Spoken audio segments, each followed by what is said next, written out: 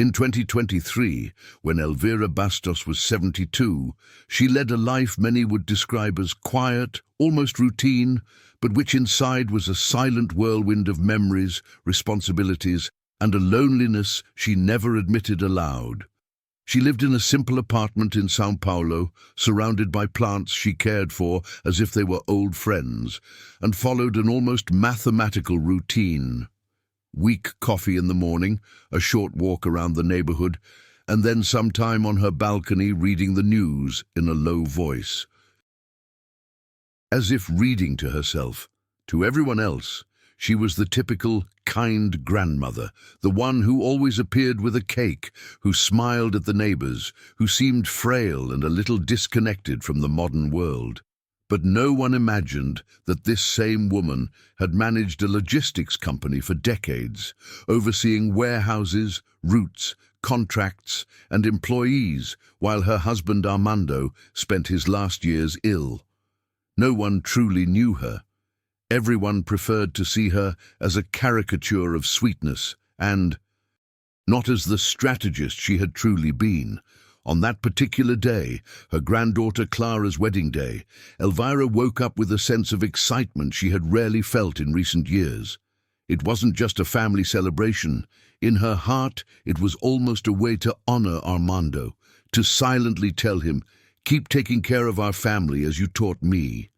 She dressed with unusual care, her navy blue dress, which she kept for special occasions, the pearls she had inherited from her mother, and a soft perfume she almost never wore, considering it too elegant for everyday life. As she looked at herself in the mirror, she noticed something different in her expression, a warm, almost childlike pride in having paid for every detail of the party. From the buffet to the last petal of the decorations, everything had come from her savings, from a lifetime of work. She got into the car feeling like an essential part of that day, never imagining that this same excitement would be shattered at the entrance to the reception hall, transforming what should have been a day of celebration into the exact moment when her life would change forever.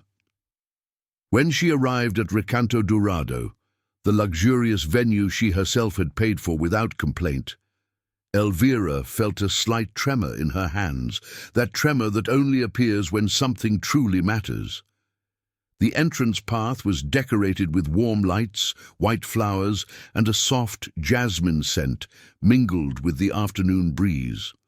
Some guests recognized her and greeted her with polite smiles, but with that condescending air that made her feel invisible, as if she were merely the helping grandmother. Nevertheless, she continued walking with dignity, clutching her purse like someone holding on to a certainty. Upon reaching the reception table, Ricardo picked up the guest list with an exaggerated gesture, pretending to look for her name, and then, in an unexpectedly loud, almost theatrical tone, he blurted out, "Mãe, a senhora não está na lista."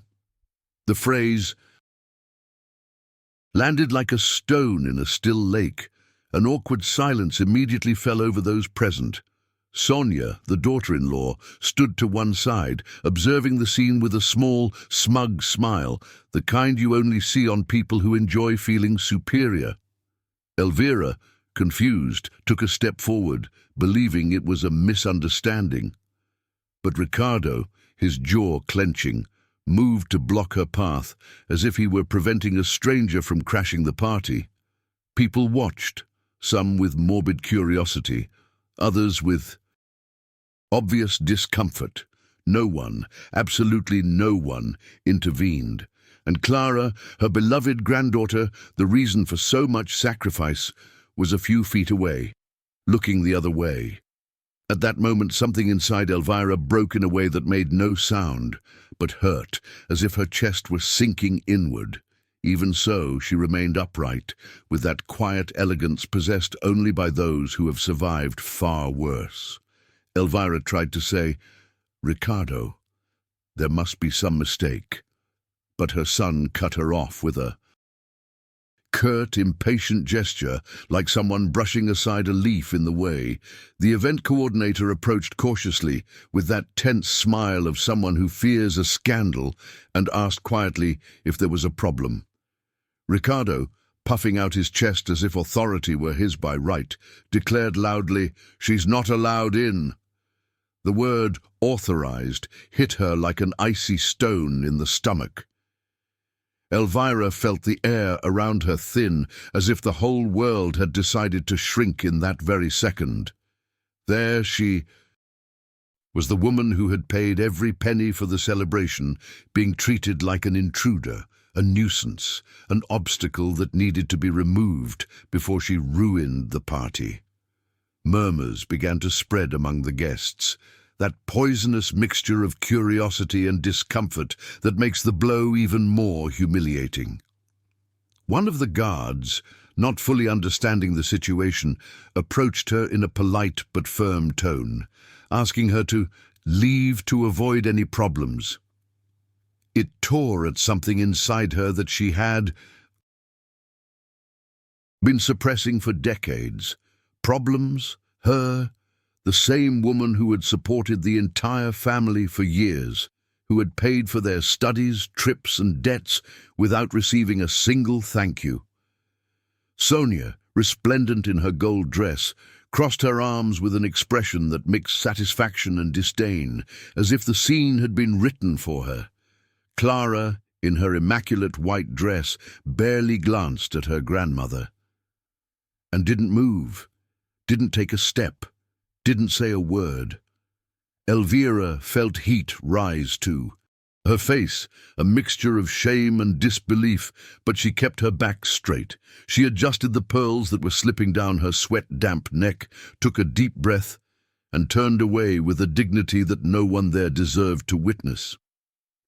That walk towards the exit was slow, heavy, but something deep inside was beginning to come loose, like a knot that finally loosens after a lifetime of tension.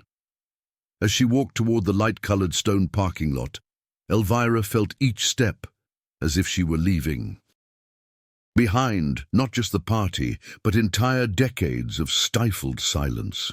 The air outside was colder, almost harsh, but infinitely more honest than the plastic smiles she had seen inside. The music from the ballroom reached her muffled, as if it belonged to another world, where she had never been welcome. She opened her car door with hands that trembled slightly, not from weakness, but from a strange mixture of shame and lucidity.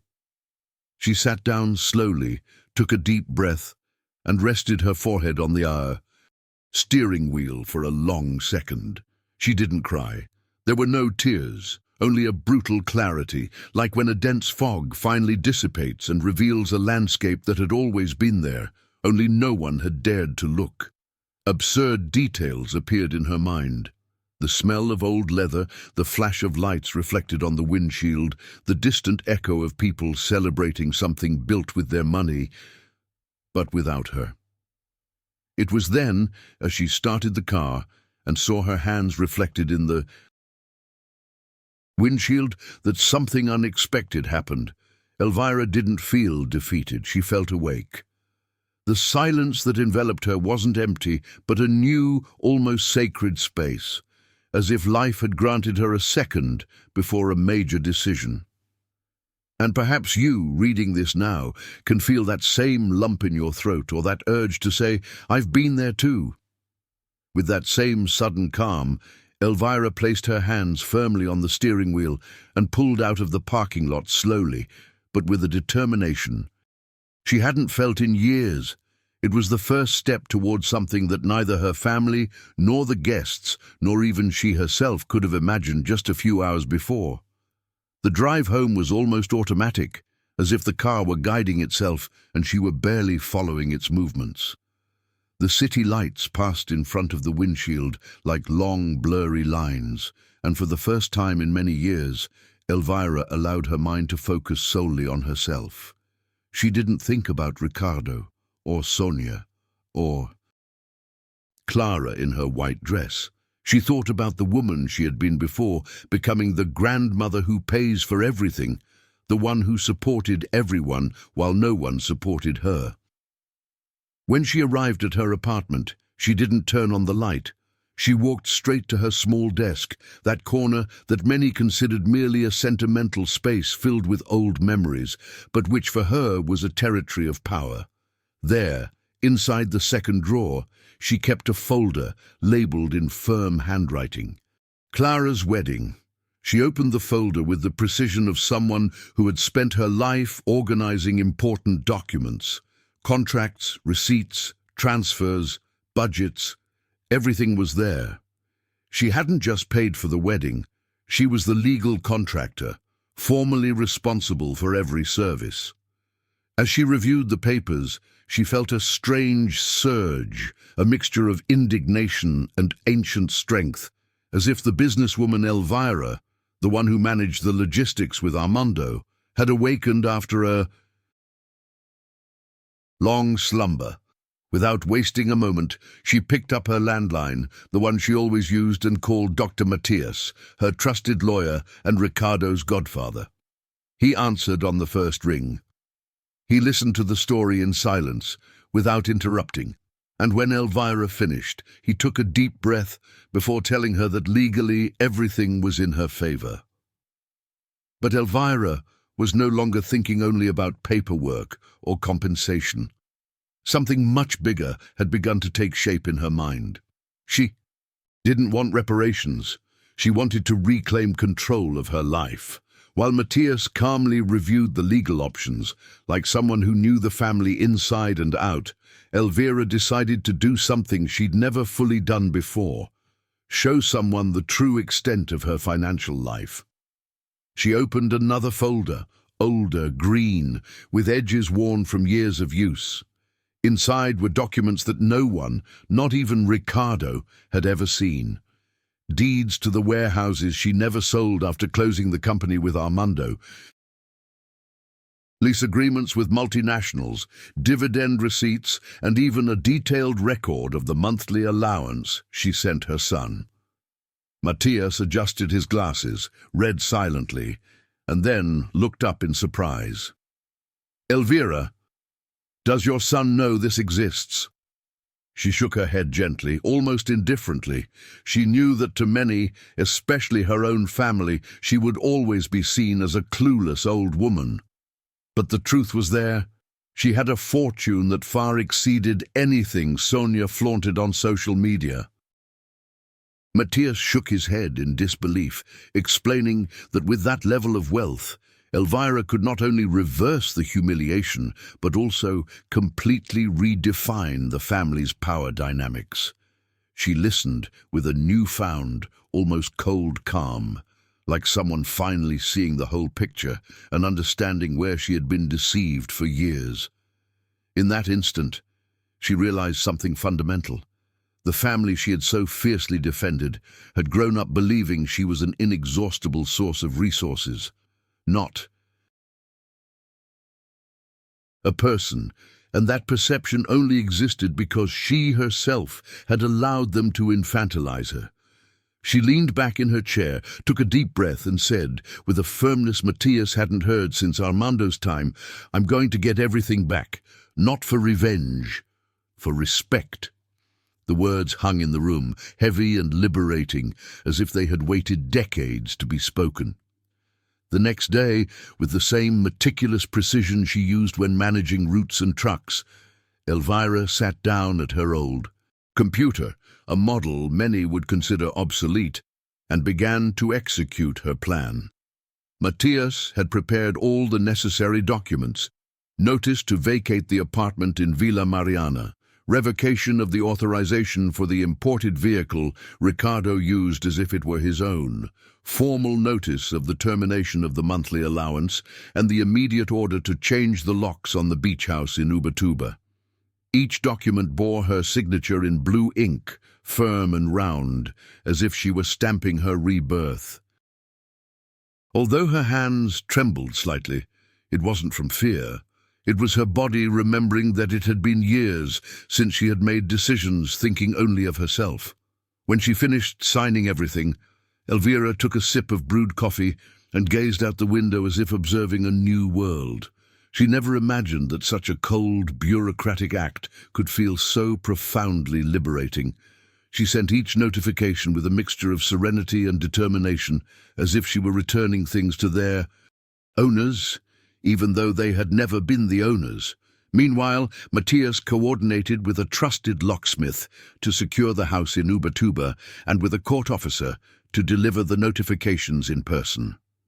Everything was moving like a well-oiled machine, but Elvira knew that the real blow was yet to come, the moment when Ricardo and Sonia would discover that the luxurious life they flaunted on social media was built on an illusion that had just crumbled. And the blow came faster than she expected. Ricardo and Sonia were in Paris, enjoying a belated honeymoon, feeling like the main characters in a life financed by others. The first shock came when they tried to pay for dinner at a fancy restaurant and the card was declined. Sonia laughed, thinking it was a system error, but the second card was also declined. Ricardo checked his phone with a frown, only to see that the monthly transfer, that silent allowance of 20,000 reais, hadn't been deposited. He tried calling the bank, then the accountant, and finally his mother. The tone of his voice when he left the message was a mixture of irritation and fear, two emotions that never surfaced unless something they considered theirs was at risk.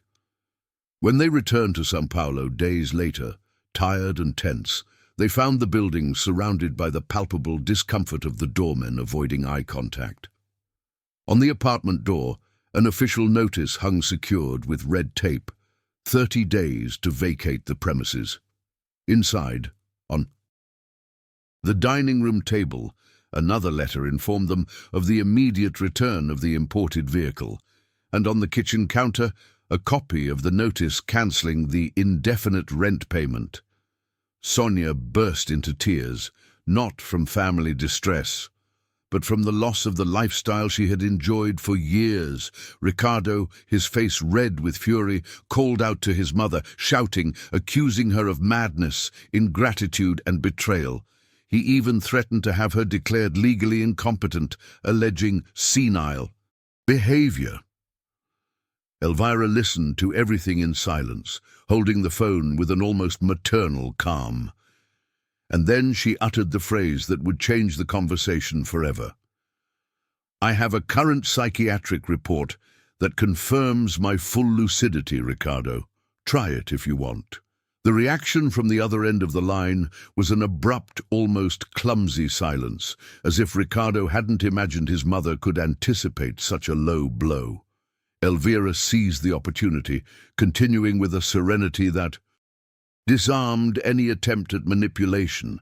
She reminded him that Matthias, his godfather, his defender since childhood, was aware of everything, and that every action taken was completely legal.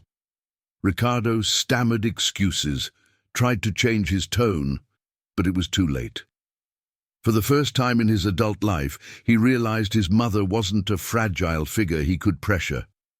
She spoke now as an owner, not as a submissive mother. When she hung up, Elvira felt a mixture of relief and sadness, not for losing the son she loved, but for finally understanding that she had never truly had him. She had raised a man accustomed to receiving, not to acknowledging. The final proof of that awakening came days later, in a scene Elvira would never forget. Ricardo appeared in the building's entrance, furious, shouting her name for all to hear, as if the commotion could somehow bring back what he had lost. Neighbors peered discreetly through half-open doors, and the doorman, a kind man with a thick mustache, watched the scene with concern. Elvira descended in the elevator, her back straight and her hair pulled back with elegant simplicity. Upon seeing her, Ricardo began demanding explanations. With a calmness that seemed carved from marble, She opened the banking app in front of him, displaying investments, contracts, balances, and the 6 rented warehouses that underpinned her fortune. Ricardo went pale. Never, in all those years, had he imagined that his mother managed a fortune that surpassed anything he could have considered possible. For him, this revelation was the end of his castle of privilege. For Elvira, it was only the beginning. The fall was swift and dramatic. Within weeks, Ricardo and Sonia had to hand over their imported car, vacate their apartment in Villa Mariana, and accept that the house in Ubatuba no longer belonged to them, not even symbolically. Every luxury item they had bought, handbags, watches, perfumes, expensive clothes, began appearing on second-hand platforms, hastily sold. To cover basic expenses. The hardest blow, however, wasn't financial, it was the public humiliation. The building's residents, previously silent, now whispered in hallways and elevators how Mrs. Elvira was always the one who held everything together. And that truth, spoken in hushed tones, had the power to break someone who had lived a lifetime feigning superiority. Ricardo avoided going out for fear of running into someone who had witnessed that day at the lobby. Sonia, unable to accept the new reality, spent hours crying, locked in the bathroom. While all this was happening, Elvira was experiencing something unexpected, a quiet rebirth. Each sunrise seemed to bring her a piece of new life, a spark of independence she had forgotten how to feel. She began to reorganize her house, review her accounts, study small things she had always postponed, like Italian and digital tools, and little by little, her world ceased to be a space of waiting and became a place of decisions. And if you, who are reading this, have reached this point, you will recognize that intimate moment when one begins to reclaim what was always theirs. If you are still here, perhaps you can leave a comment or share this story with someone who needs to be reminded that it is never too late to awaken. Elvira, meanwhile, ceased to be the secondary figure in her own life and finally became the protagonist.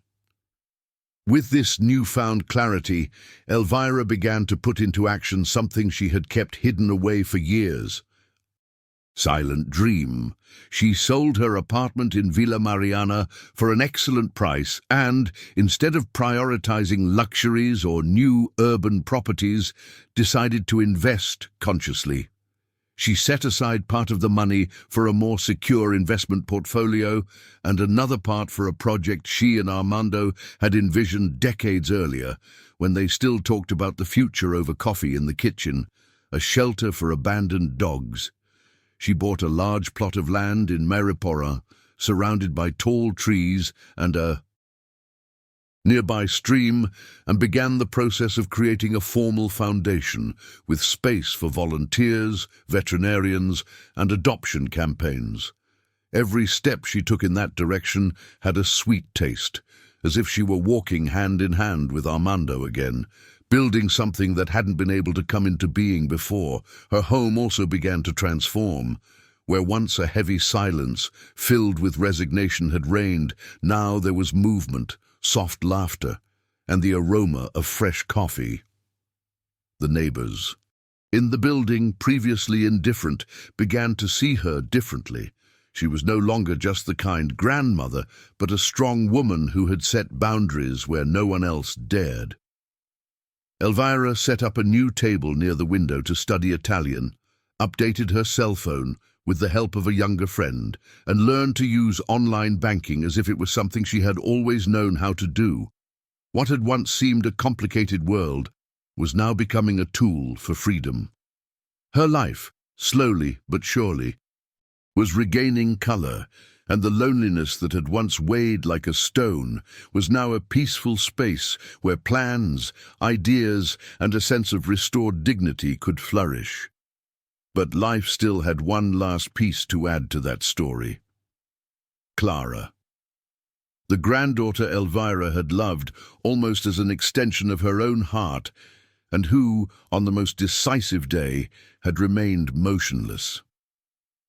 Clara returned from Paris with pale skin, swollen eyes, and a silence that spoke louder than any hastily offered apology. Marcello, the husband with whom she had dreamed of building a perfect life, had abandoned her upon discovering that the family money was gone to sustain their future.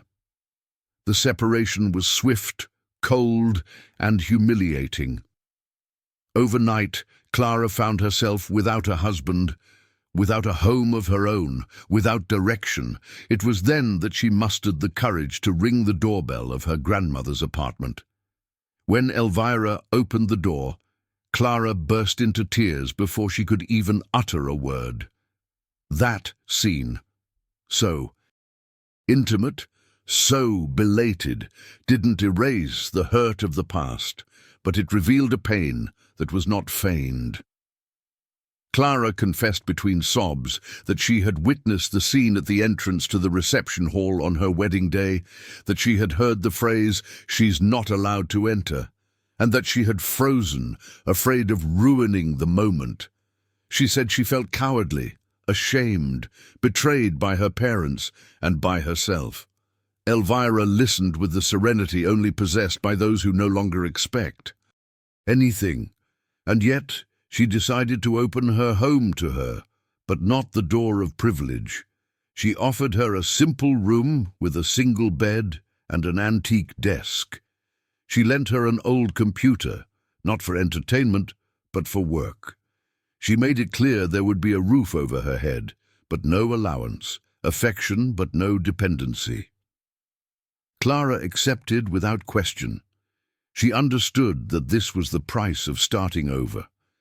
And for the first time in many years, Elvira saw in her granddaughter's eyes something she had never genuinely seen before: humility. The following months became a constant exercise in rebuilding for both of them.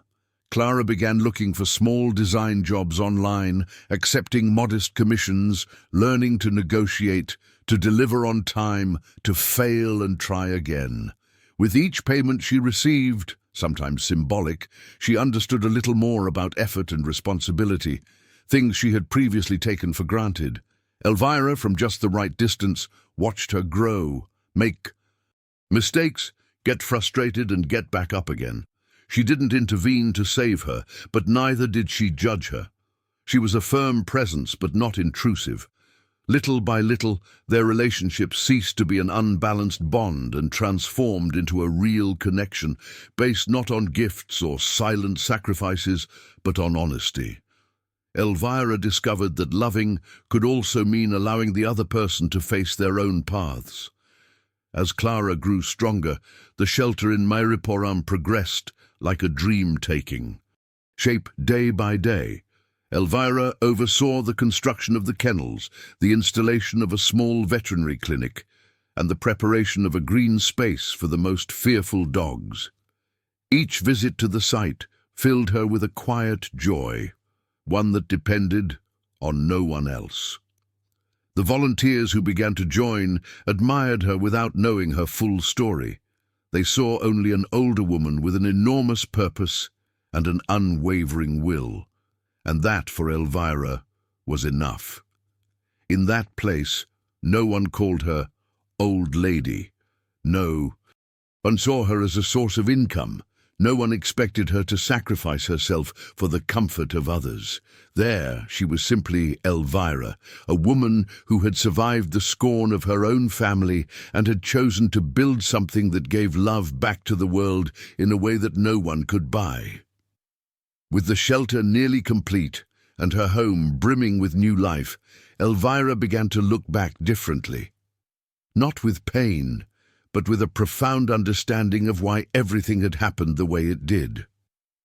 The sheet wedding day, which at the time had seemed an incurable wound, now revealed itself as the precise moment when something within her had awakened.